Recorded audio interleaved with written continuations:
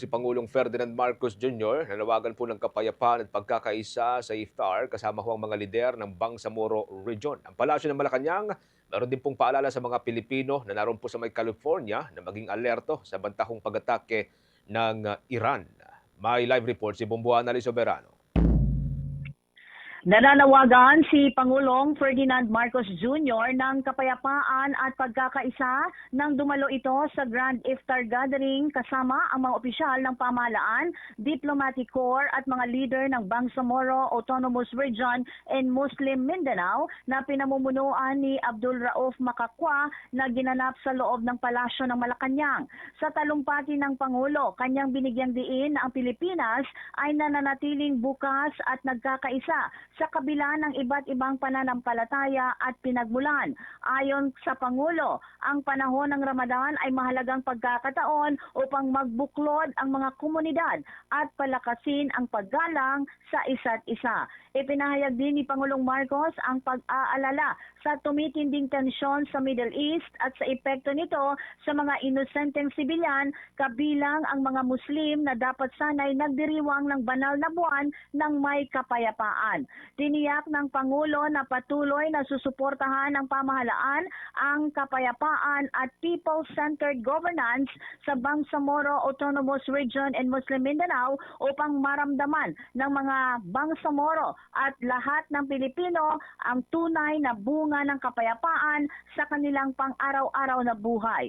Hinimok din ng Pangulo ang lahat ng Pilipino, Musliman o hindi, na patuloy na magtulungan at magkaisa para sa isang mapayapa at maunlad na bagong Pilipinas. Pakinggan natin si Pangulong Ferdinand Marcos Jr. In our continuing and committed work for lasting peace in Mindanao and throughout our country, one of our greatest hopes lies in the continued progress of the BARM. The journey toward peace and meaningful self-governance is never simple. It requires patience, honest dialogue, and the courage to believe that reconciliation is always possible. As previously and numerously mentioned before, this administration remains fully supported of creating a people-centered governance system in the Bangsamoro region. Our work is not yet done. We remain steadfast that we will ensure the promise of peace translates into real opportunities for the Bangsamoro people and for all Filipinos. Because peace must not exist only in signed agreements. It must be felt in everyday life.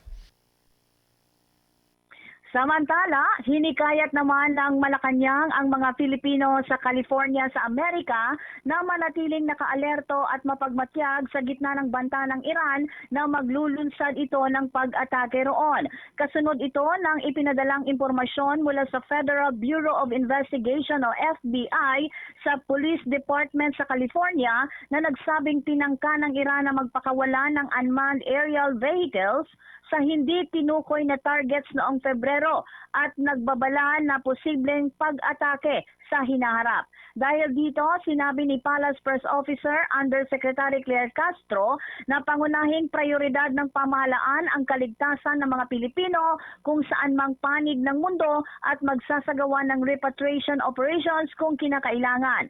Sinabi pa ni Castro na hindi anya ipagwawalang bahala ng Malacanang ang ulat, bagkus ay siniseryoso ang mga ganitong impormasyon lalo na kung galing pa mismo sa mga otoridad ng Amerika. Ayon kay Castro, marapat lamang paghandaan ng bansa ang ganitong mga pangyayari para sa kapakanan ng ating mga kababayan.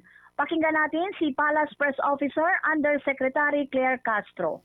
Kapag may ganyan po na mga impormasyon, kailangan din po talaga maghanda ang ating bansa para sa ating mga kababayan. At hindi po ito pwedeng isawalang bahala o tulugan. Kailangan po na maging alerto rin po tayo kung ano man ang mangyayari sa ating mga kababayan sa California. Si Palace Press Officer Undersecretary Claire Castro.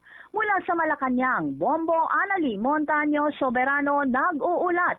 And this is Bombo Radio Philippines, the #1 and most trusted source of news and information. Basta Radio, Bombo! For the most trusted source of news and information, visit our website at www.bomboradio.com. Follow us on Bombo Radio mobile app, Facebook, YouTube, TikTok, and X, formerly Twitter.